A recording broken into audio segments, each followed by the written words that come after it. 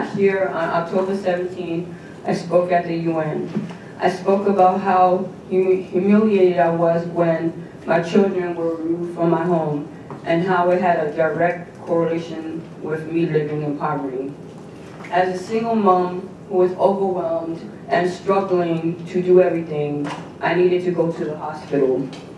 When I got discharged from the hospital, I asked where my kids were, and they told me they're in foster care. I was only in the hospital for 6 days, but they took my kids away for 6 long months. And so not only did they take the kids away, I felt tormented and humiliated. I had to learn to fight and speak, and eventually I got my children back. Speaking up at the UN, sharing my story was not easy. I was extremely nervous, and if it wasn't really for the ATD Fourth World members like Marcy and Marianne and Marlon in particular, I may not have gotten up there. Prior to that, some members of my family said I couldn't, I wouldn't, and I shouldn't, but I did.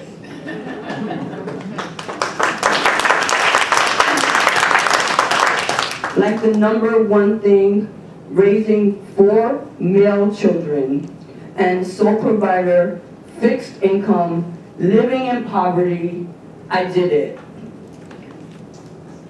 2 of my children, boys at that, African Americans at that, graduated high school, and 2 got jobs. They said I couldn't, I wouldn't, and I shouldn't, and I lived in a housing authority project. They said my children, because one of them had autism, that he wouldn't, couldn't, and shouldn't. They said he had struggles, challenges. I overcame that. I did it. And I spoke up about it. Why? Because you have to. Whether you want to or you don't, you have to speak up. Not only for me, but for others too. For those who have less capacity to speak up for themselves, as I said in my testimony last year at the UN, it's really sad because the parents that aren't as secure and educated as me, who have language barriers and cannot fight for their children's rights. When I was in poverty, and I still am in poverty, I was alone. And that's the worst way when you're already in poverty. You're alone and without support systems, you fall into another state of mind. I was lucky to meet with CWOP, the Child Welfare Organizing Project, and from there, I moved to meet ATD Fourth World. These organizations gave me support. Now it is my turn to help other people and let them know that you're not alone. To be able to speak up, you need support. You need people who believe in you, and you need to have knowledge of the subject that you're speaking up on and have the experience of the situation. Because if you're poor, you're not going to be at the table. And if you get to the table, you gotta know what you're talking about, because they're not gonna take you credible because you're poor. You can talk from some of your personal experience, but it has to be facts and some of your personal opinion. This is why I decided to join the U.S. National Research Team for the research project on the multidimensional aspects of poverty, coordinated by ATD, Fourth World, and Oxford University. I knew what poverty was because I have a direct experience with it, but in terms of theoretical understanding of poverty, outside of my own experience, I wanted to understand it is a little bit more. And what I understood from this project is that poverty is a very large problem throughout the world.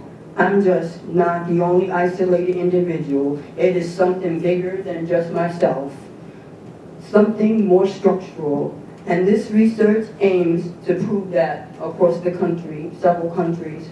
Today, I want to call the attention of those working to eradicate poverty, I want to tell them, you have to see how poverty is impacting the people and take the right decision to address it.